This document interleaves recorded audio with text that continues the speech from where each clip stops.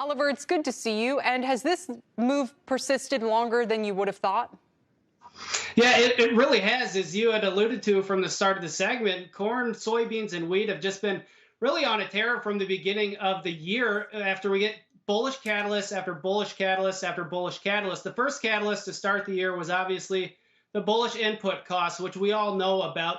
And then what really added fuel to the fire was the Russian invasion of Ukraine. Obviously, we all know by now that Russia and Ukraine account for about 30% of global wheat exports and about 20% of global corn exports. So those are the two markets that are most affected here with what's going on overseas. But I think wheat has probably run its course and maybe ran a little bit too far. What we're focusing on right here, right now, is the corn market as we enter that spring planting season.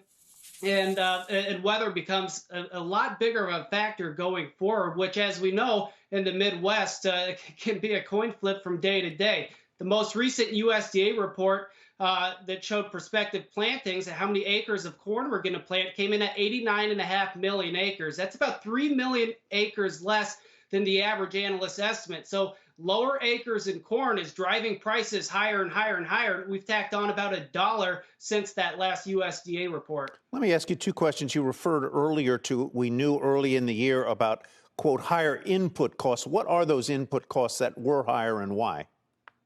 Fertilizer prices are just screaming higher, and we all know commodity prices as a whole have been screaming higher, but fertilizer prices for corn are the big one. And as I alluded to, the shift from corn acres is moving to soybean acres. So we're seeing about 3 million acres less of corn shifted towards soybeans because soybeans require less input. So that's what's driving prices here in the corn market going forward. Now we're starting to get these weekly crop progress reports from the USDA as well. Yesterday's report showed us about 4% planted for the corn. It's about 2% below the 5-year average or behind the 5-year average pace. So nothing to get overly concerned about right here, right now. But looking at the 6 to 10 and further down the road forecast, if it continues to be cold and wet in the eastern corn belt and hot and dry in the western corn belt, we could see this market continue to rally over the next 1 to 2 months. Well, it's cold here today, I'll tell you, and it was wet last night. Let's talk a little bit about Ukraine. How much wheat do your sources tell you that Ukraine is going to be able to grow? What percent of their normal crop are they going to be able to produce in wheat and or corn this year?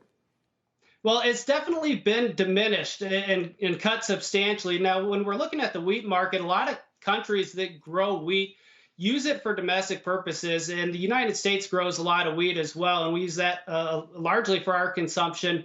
I think the world has a plenty of supply of these grains. It's just more about logistics and moving it from place to place. And that's going to be the interesting thing to see, probably more so in the wheat market. But as I alluded to earlier, I think the wheat market probably got ahead of itself earlier in the year on the back of that Russian invasion because the funds managed money were net short wheat. So there was a bit of a short squeeze there, which added fuel to the fire. And then you had the growing popularity of the wheat ETF, which prior to the invasion was trading anywhere from 200 to 300 shares a day. At the peak panic in the wheat market, we saw that ETF trade as many as 27 million shares a day. Wow. Since then, we're trading about 5 million on average. But again, pre-invasion, that ETF was trading anywhere from 200 to 300,000 shares a day. Right. So, Oliver, let me ask you this before we let you go. Our last guest, from a macro point of view, said he thinks we're in the 9th inning of the commodities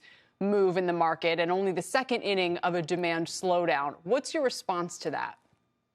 I would tend to agree. I think the commodities have had a heck of a year and a half moving to the upside, and looking at the corn market, since that's what we've been talking about mostly here, is moving into that spring planting season and crop progression stage. If we get a good crop in the ground over the next 1 to 2 months, and weather looks to stabilize and be fairly normal, there's going to be plenty of corn coming down the pipeline in that new crop December contract. So we're keeping a very close eye on the December futures. That's where a lot of the momentum has shifted towards, looking past some of these near-term hiccups. That December contract is going to be one to keep an eye on. All right, we'll leave it there. Oliver, thank you so much. We appreciate it.